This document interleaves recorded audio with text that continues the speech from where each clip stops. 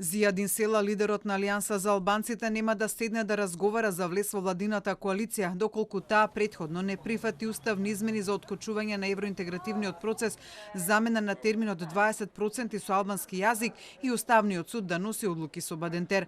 Села за Телма вели дека досега не добил покана за влез во владината коалиција, но оти попишувањата на дел од медиумите за негов влез во владата, тој јавно го кажува условот без кој не размислува да разговара за такво нешто.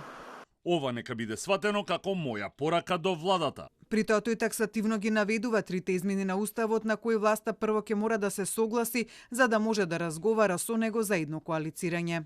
Впишување на бугарите во преамбулата на Уставот како што е договорено со Европската Унија. Промена на формулацијата во Уставот, јазикот кој го зборуваат 20% од граѓаните со албански јазик.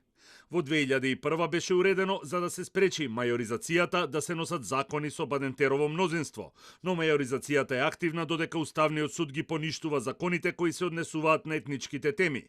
Поради тоа и во Уставниот суд треба да се одлучува со Бадентер.